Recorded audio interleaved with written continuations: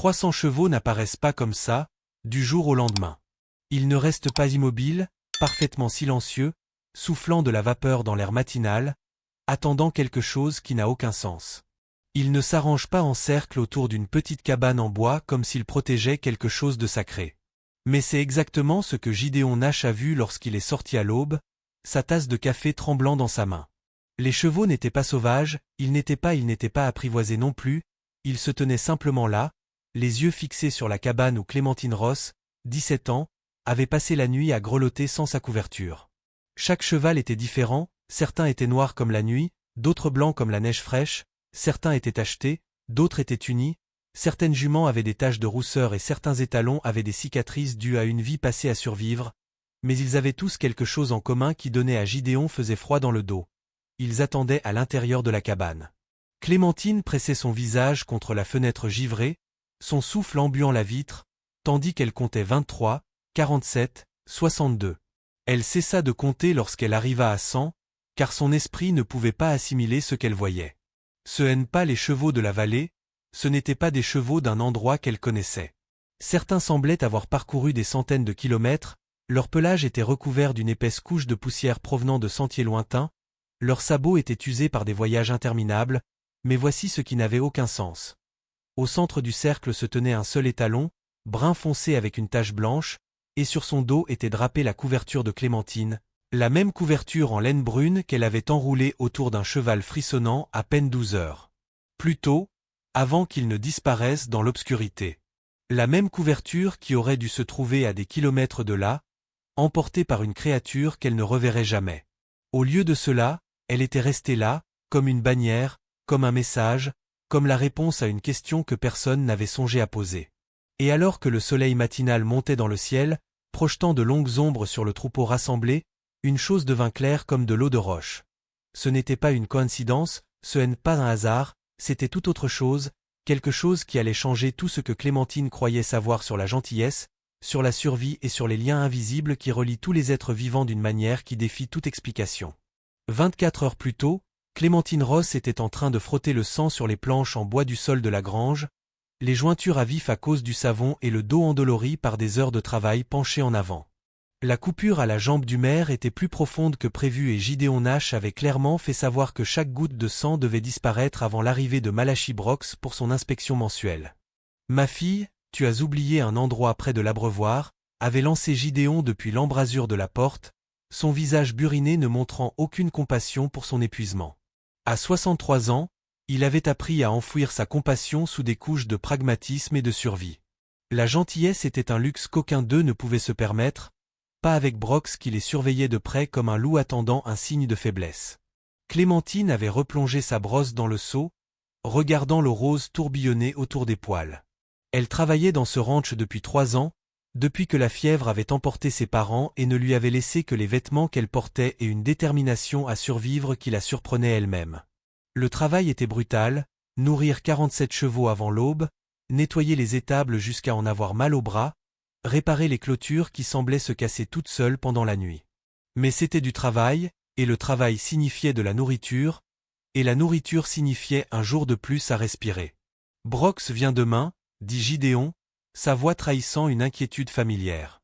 Elle a de nouveaux projets pour cette terre, des projets qui n'incluent pas l'élevage de chevaux. Il fit une pause, scrutant son visage à la recherche d'un signe de la peur qui lui parcourait l'échine, ou de celle des gens qui s'occupaient des chevaux. La brosse glissa des doigts de Clémentine et heurta le sol humide avec un bruit sourd. Elle avait entendu des rumeurs en ville selon lesquelles Brox achetait des propriétés les unes après les autres, transformant les prairies en exploitation bovine qui nécessitait moins de main-d'œuvre et rapportait plus de profit. Les hommes comme Gideon Nash devenaient inutiles, les filles comme elles devenaient invisibles. « Combien de temps avons-nous » demanda-t-elle, même si une partie d'elle savait déjà que la réponse se mesurerait en jours et non en mois. Il ne répondit pas précisément. Mais il apporte des papiers. Gideon se détourna, les épaules affaissées sous le poids d'une responsabilité qu'il n'avait jamais demandée. Fini ici, va voir les chevaux dans le pâturage nord avant la tombée de la nuit. Un orage approche et je ne veux pas qu'il se retrouve à l'extérieur. Clémentine acquiesça en essorant son chiffon avec des mains devenues fortes par nécessité tandis qu'elle rassemblait ses produits de nettoyage. Le tonnerre grondait au loin et elle ne pouvait se défaire du sentiment que la tempête dont parlait Gideon allait apporter plus que de la pluie et du vent. Il y avait quelque chose de différent dans l'air ce soir, chargé d'une électricité qui rendait les chevaux agités et les gens nerveux, quelque chose qui allait mettre à l'épreuve chaque gramme de force qu'elle avait accumulé au cours de ces 3 années difficiles. La tempête s'abattit avec la fureur d'une attaque personnelle. Le vent hurlait à travers les interstices des murs de la grange, transportant des cristaux de glace qui piquaient comme de minuscules aiguilles sur la peau nue. Clémentine serra son manteau fin autour d'elle tandis qu'elle effectuait sa dernière ronde, comptant les chevaux à la lumière de sa lanterne pour s'assurer qu'aucun ne s'était trop éloigné de l'abri. 38 dans le corral principal, 6 dans les stalles couvertes, 3 juments avec leurs poulains dans la zone protégée près de la grange. Tous étaient là, sauf un.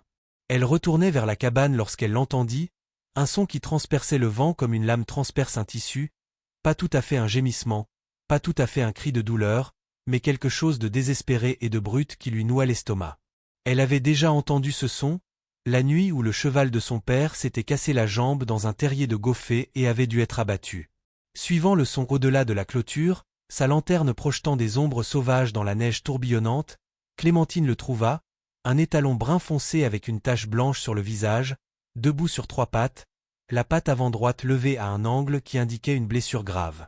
Du sang maculait la fourrure autour d'une profonde entaille juste au-dessus de son sabot et tout son corps tremblait de froid et d'épuisement. « Doucement, mon garçon » murmura-t-elle en s'approchant lentement, malgré son instinct qui lui criait de garder ses distances avec un animal blessé 3 fois plus grand qu'elle.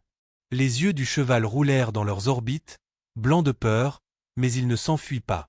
Il ne pouvait pas s'enfuir, comprit-elle en voyant qu'il favorisait sa patte blessée. Ce n'était pas l'un de leurs chevaux. Elle connaissait tous les animaux du ranch de vue, et cet étalon lui était inconnu.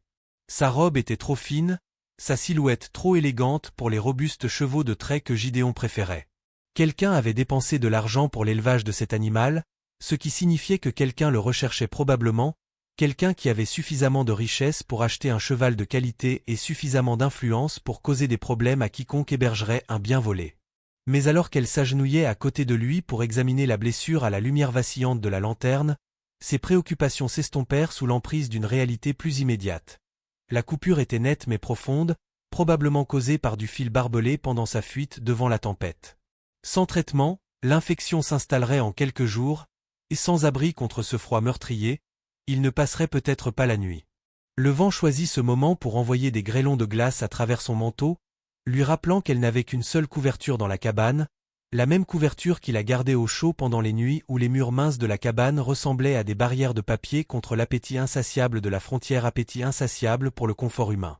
C'était sa seule véritable possession, outre les vêtements qu'elle portait et le travail qui lui permettait à peine de se nourrir.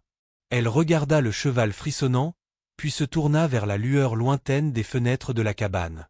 Le lendemain matin, Malachi Brox arriverait avec des papiers qui pourraient mettre fin à tout ce qu'elle avait travaillé pour construire ici ce soir. Cet étranger blessé avait besoin d'une aide qu'elle seule pouvait lui apporter. Clémentine resta debout dans le vent hurlant pendant ce qui lui sembla être des heures, mais qui n'était probablement que quelques minutes, pesant le pour et le contre entre la survie et la compassion. Ses dents claquaient sous les grêlons qui lui frappaient le visage et toutes ses pensées rationnelles lui criaient qu'elle devait retourner à la cabane et laisser la nature suivre son cours. Le cheval était un étranger, probablement perdu du troupeau de quelqu'un d'autre. L'aider pourrait lui causer des ennuis qu'elle ne pouvait se le permettre, surtout avec l'arrivée de Malachi Brox le lendemain avec les papiers d'expulsion. Mais lorsque l'étalon tourna la tête vers elle, les oreilles dressées malgré sa douleur évidente, quelque chose bougea dans sa poitrine. Elle avait déjà vu ce regard dans son propre reflet pendant les pires nuits après la mort de ses parents, l'espoir désespéré que quelqu'un, n'importe qui, choisisse la gentillesse plutôt que la commodité. « Je dois perdre la tête » marmonna-t-elle avant de faire demi-tour et de courir vers la cabane à travers la neige qui tombait à gros flocons. À l'intérieur, elle attrapa sa couverture sur le lit étroit, qui avait été son seul véritable réconfort pendant 3 ans. La laine était fine à force d'avoir été lavée et rugueuse à force d'avoir été utilisée, mais elle gardait mieux la chaleur que tout ce qu'elle possédait. Ses doigts s'attardèrent sur les bords effilochés tandis qu'elle réfléchissait au prix que ce choix lui coûterait. Demain, elle se réveillerait raide et courbaturée après une nuit passée à grelotter sur des planches nues. Si Brox décidait de les expulser de la propriété, Elle devrait affronter les routes enneigées avec pour seule protection son manteau. Le trajet de retour vers le cheval blessé lui sembla plus long, luttant contre un vent qui semblait déterminé à la repousser vers la sécurité et la raison.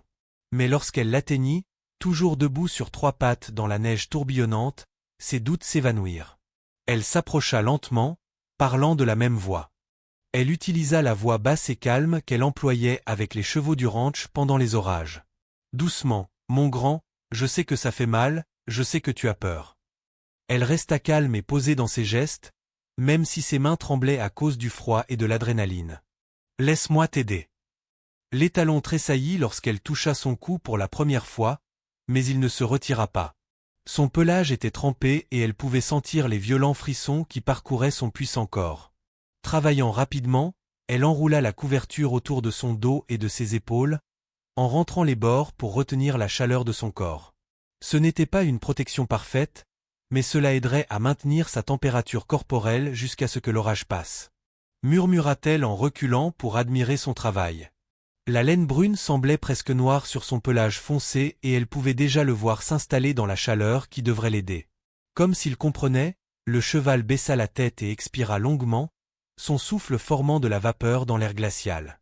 Pendant un moment, ils restèrent ensemble dans la tempête, la jeune fille et l'animal blessé partageant un espace de paix inattendu, puis le vent se leva à nouveau, poussant la neige à l'horizontale à travers le pâturage, et Clémentine sut qu'elle devait retourner s'abriter avant de devenir une autre victime de la nuit. Le chemin jusqu'à la cabane lui sembla interminable, et lorsqu'elle atteignit la porte, ses vêtements étaient trempés et ses lèvres engourdies par le froid. Mais quelque part dans sa poitrine, sous ses dents qui claquaient et ses muscles endoloris, il y avait une chaleur qui n'avait rien à voir avec la température. Clémentine passa la plus longue nuit de sa vie recroquevillée sur le plancher en bois, à côté des braises mourantes de la petite cheminée de la cabane sans sa couverture. Elle ne dormit que par intermittence, entre deux frissons, interrompus par les hurlements incessants du vent qui s'engouffrait par les fissures des murs. Elle avait enroulé son manteau fin autour de ses épaules et ramené ses genoux contre sa poitrine, mais le froid s'était infiltré à travers toutes les couches jusqu'à lui faire mal aux os. Vers 3 heures du matin, la tempête s'était enfin calmée, laissant derrière elle un silence si complet qu'il semblait presque surnaturel. Même le grincement constant des vieilles planches de la cabane semblait étouffé, comme si le monde entier retenait son souffle.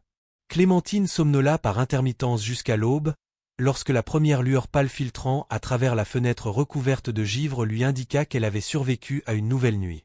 Ses articulations protestèrent lorsqu'elle se força à se redresser, tous ses muscles raidis par les heures passées à se contracter contre le froid. Elle devait d'abord aller voir les chevaux du ranch, puis vérifier si l'étalon blessé avait survécu à la tempête. Une partie d'elle espérait qu'il s'était éloigné pendant la nuit en emportant sa couverture avec lui, effaçant ainsi la preuve de sa gentillesse imprudente avant que Gideon ne découvre ce qu'elle fait. Elle enfilait ses bottes lorsqu'elle entendit la voix de Gideon dehors, qui semblait plus confuse qu'en colère. « Mais qu'est-ce que » suivi de mots trop étouffés pour être compris, puis le silence. Clémentine ouvrit la porte de la cabane, s'attendant à voir la scène habituelle du matin, avec les chevaux rassemblés près de la clôture, attendant leur ration matinale. Au lieu de cela, elle se retrouva face à quelque chose qui n'avait aucun sens immédiat. Des chevaux remplissaient toute la cour et le pâturage au-delà, plus de chevaux qu'elle jamais vus en un seul endroit. Ils se tenaient en groupes dispersés, certains broutant l'herbe clairsemée de l'hiver, d'autres attendant simplement avec l'immobilité patiente d'animaux qui étaient exactement à leur place. La voix de Gideon porta à travers la distance qui le séparait de la grange et de sa porte. « Viens ici tout de suite. » Elle se fraya un chemin avec précaution parmi les animaux rassemblés, remarquant des détails qui devenaient de plus en plus étranges à chaque pas. Ce n'étaient tous pas des chevaux sauvages. Certains portaient les marques d'une manipulation humaine, de légères empreintes de sel sur le dos, des callosités là où les brides avaient frotté. D'autres affichaient la maigreur et la dureté des mustangs qui n'avaient jamais connu la captivité. Marie broutait paisiblement à côté d'étalons qui auraient dû se battre pour la domination. Foss restait près de Mère qui regardait la présence humaine avec curiosité plutôt qu'avec crainte. « D'où viennent-ils » demanda-t-elle lorsqu'elle rejoignit Gideon, qui se grattait la tête en regardant ce rassemblement impossible. « C'est ce que j'espérais que tu puisses me dire, » répondit-il. « J'ai compté près de 300 têtes, sans compter celles que je ne peux pas voir d'ici. Ils sont simplement apparus peu après le passage de la tempête, paisibles comme des souris d'église, tous sans exception. Clémentine suivit son regard à travers la mer de chevaux et sentit son souffle se couper. Au centre d'un cercle lâche formé par une douzaine des plus grands animaux se tenait l'étalon blessé de la nuit précédente. Sa couverture brune était drapée sur son dos comme une bannière, et même à cette distance, elle pouvait voir qu'il appuyait son poids sur sa patte blessée. « Gideon, dit-elle lentement, les pièces d'un puzzle impossible commençaient. Pour se faire une idée, je pense savoir pourquoi ils sont ici, dit Clémentine à Gideon. Elle lui raconta tout. Comment elle avait trouvé l'étalon blessé dans la tempête, comment elle avait enroulé sa seule couverture autour de son corps frissonnant, comment elle avait passé la nuit sur le sol de la cabane tandis que la grêle martelait le toit. Pendant qu'elle parlait, le visage buriné de Gideon passa par toutes les expressions possibles. Incrédulité, inquiétude et quelque chose qui aurait pu être de la fierté s'il s'était permis un tel luxe. « Tu as abandonné ta couverture, dit-il finalement, ce n'est pas vraiment une question, par un temps qui aurait pu te tuer. » Il était blessé et avait froid. Ces mots semblaient insuffisants maintenant qu'ils étaient prononcés à voix haute, en plein jour, avec 300 chevaux comme preuve des conséquences qu'elle n'avait jamais imaginées. Je ne pouvais pas le laisser mourir de froid. Gideon s'approcha du troupeau rassemblé et Clémentine le suivit, remarquant que les animaux s'écartaient respectueusement mais sans crainte pour les laisser passer. Certains de ces chevaux montraient des signes d'un voyage difficile récent. Des traces de sueur là où les selles avaient été retirées à la hâte, de la boue séchée sur les sabots provenant d'un sol différent du sol sablonneux autour de leur ranch. Quelques-uns portaient les marques distinctives des montures de l'armée, probablement égarées ou abandonnées lors des récents mouvements de cavalerie à travers le territoire. Ils le suivirent. Ici, dit Gideon, la compréhension se faisant jour dans sa voix. La tempête a dispersé les chevaux à travers la moitié du territoire la nuit dernière. Quand ils ont trouvé un abri et un repos, ils sont restés ensemble, la sécurité étant dans le nombre. L'étalon blessé se tenait calmement alors qu'il s'approchait, permettant à Gideon d'examiner la plaie sur son avant-train. Encore quelques jours et il serait comme neuf. Il leva les yeux vers Clémentine avec quelque chose qui s'apparentait à du respect. Ta couverture lui a probablement sauvé la vie. Le choc et le froid tuent plus d'animaux blessés que les blessures elles-mêmes.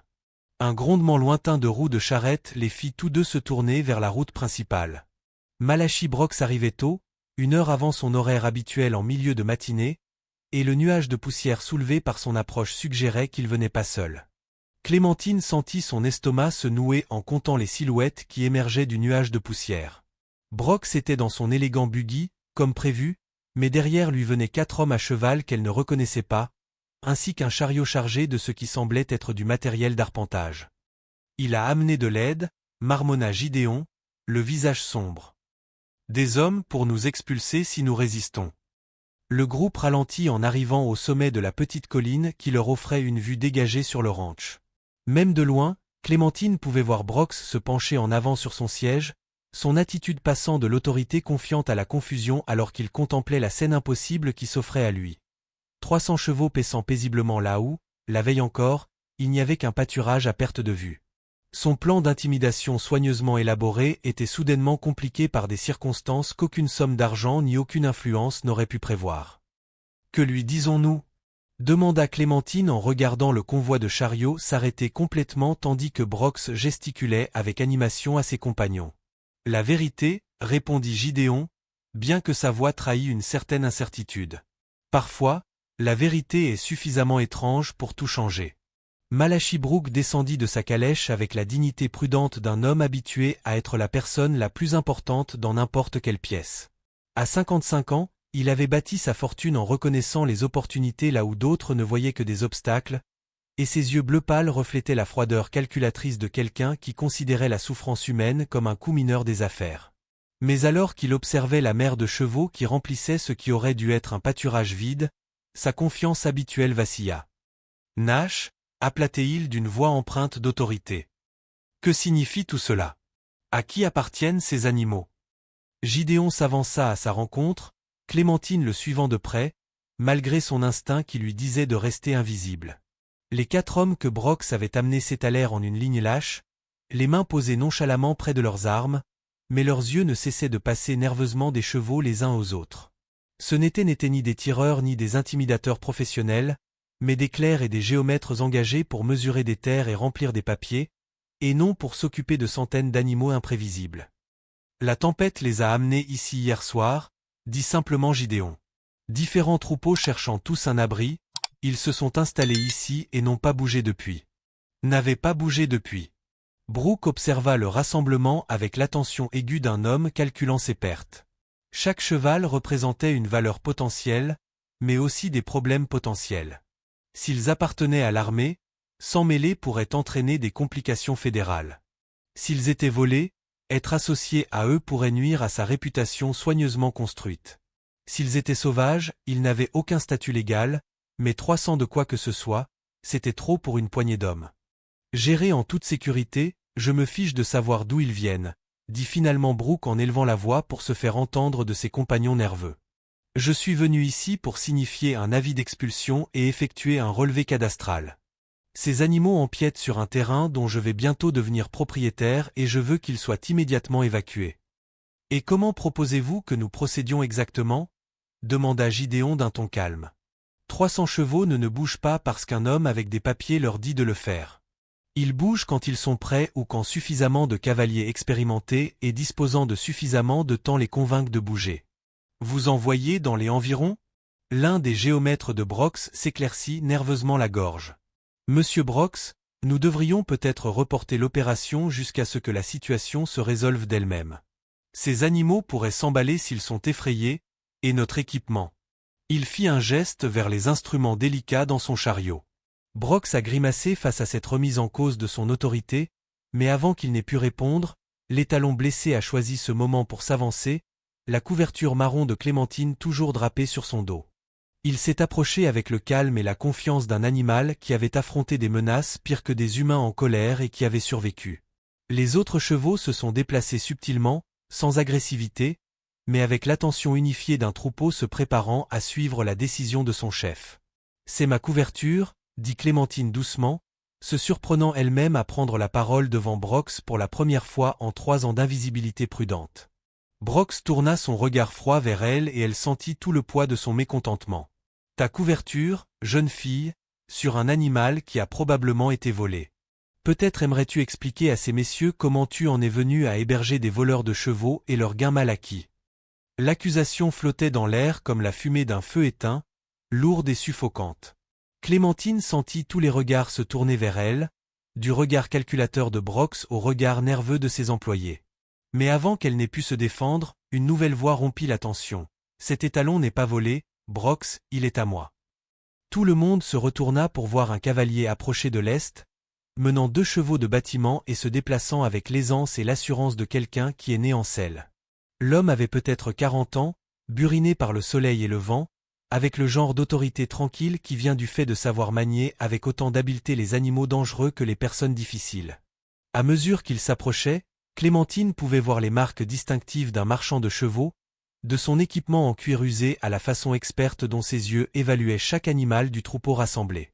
Jérémiatat, dit l'homme en descendant de cheval et en tendant la main à Gideon, tout en ignorant ostensiblement Brox. Je suis à la recherche de mon étalon reproducteur depuis hier matin, lorsque la tempête a dispersé mon troupeau près de Salt Creek. On dirait que la jeune fille l'a trouvé la première. La confiance de Brox vacilla visiblement. Un marchand de chevaux légitime, avec des documents prouvant sa propriété, changeait complètement la donne. Votre étalon, dites-vous ? Avez-vous des papiers prouvant votre propriété ? Tat fouilla dans sa sacoche et en sortit un dossier en cuir usé contenant un acte de vente de la station de remonte de l'armée du Colorado, des registres d'élevage remontant à 3 générations et une description correspondant à toutes les marques de ce cheval, jusqu'à la cicatrice sur sa patte arrière gauche, résultat d'un accrochage avec du fil barbelé 2 ans auparavant. Pendant que Tat parlait, Clémentine remarqua quelque chose qui lui coupa le souffle. D'autres cavaliers approchaient de plusieurs directions, attirés par la vue de l'énorme troupeau. Elle compta au moins 6 hommes, tous ressemblant à des éleveurs et des marchands de chevaux, se dirigeant vers le rassemblement avec une intention évidente. On dirait que la moitié des chevaux disparus du territoire se sont retrouvés ici, s'écria l'un des nouveaux arrivants en s'approchant. Je cherche 12 juments qui ont brisé la clôture pendant la tempête, des bailles et des alezans, presque toutes marquées d'un cas cerclé. J'ai des montures de l'armée éparpillées d'ici à la rivière, ajouta un autre. Le colonel fait un scandale depuis l'aube, menaçant de poursuivre pour désertion tout soldat dont le cheval ne parvient pas à regagner la base.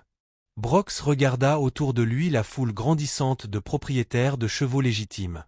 Son intimidation soigneusement planifiée s'effondrait aussi rapidement que sa position juridique. Ce qui semblait être une simple expulsion était devenu une situation complexe impliquant plusieurs propriétaires fonciers, du personnel militaire et du bétail valant des milliers de dollars. Le genre de situation qui attirait l'attention des autorités territoriales et des marshals fédéraux. Le genre de situation que les hommes puissants aux pratiques commerciales douteuses préféraient éviter. Monsieur Tate, dit Clémentine en s'avançant malgré ses mains tremblantes, votre étalon a été gravement blessé hier soir, il a une coupure à la patte avant, probablement causée par du fil de fer. Je l'ai enveloppé dans ma couverture pour le garder au chaud jusqu'à ce que la tempête passe. Tate scruta son visage avec une attention particulière. Un homme qui avait appris à juger rapidement et précisément le caractère des gens. Vous êtes resté dehors sous la tempête pour aider un animal blessé qui ne vous appartenait même pas. Il fallait du courage et de la gentillesse pour cela, des qualités plus rares que l'or dans cette région.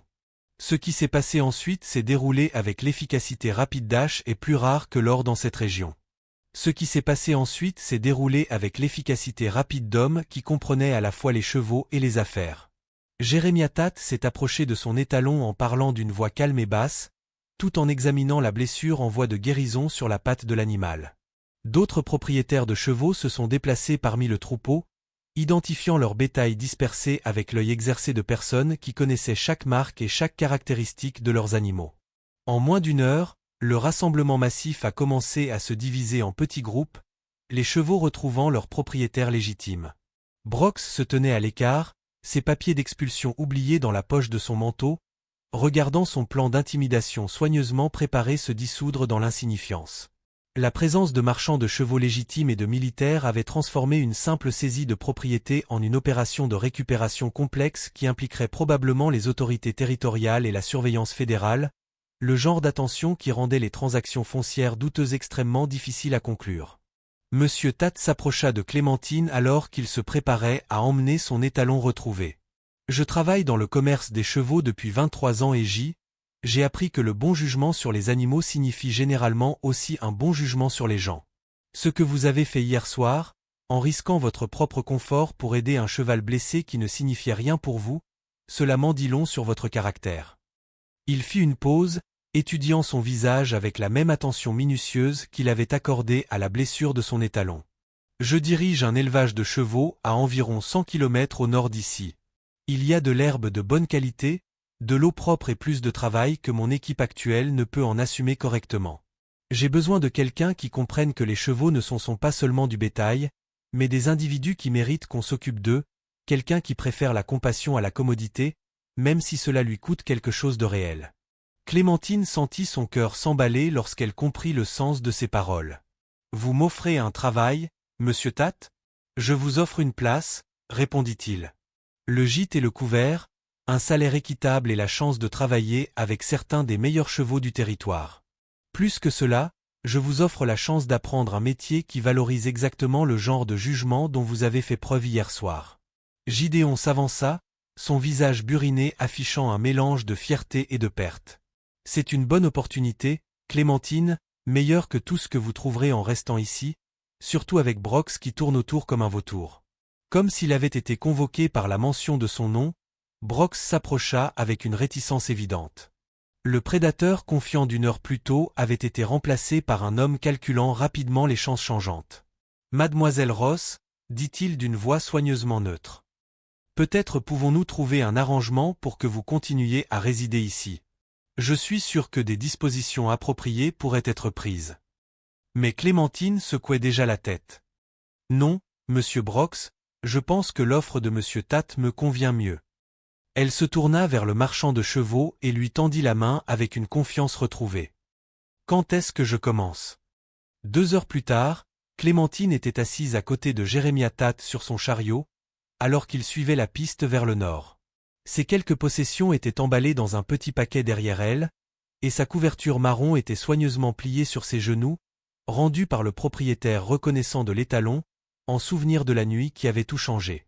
En regardant en arrière, elle pouvait voir Brox et ses hommes se retirer vers la ville, leur matériel d'arpentage inutilisé et leur tactique d'intimidation rendue inutile par des circonstances qu'aucune planification n'aurait pu prévoir.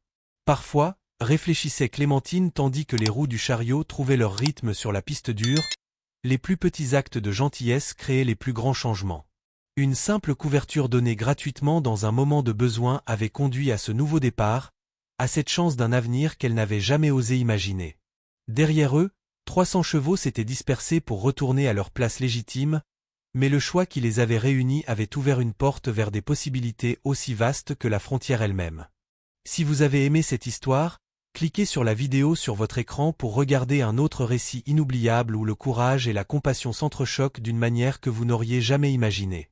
N'oubliez pas de vous abonner et d'envisager un super chat pour nous aider à vous proposer d'autres histoires comme celle-ci.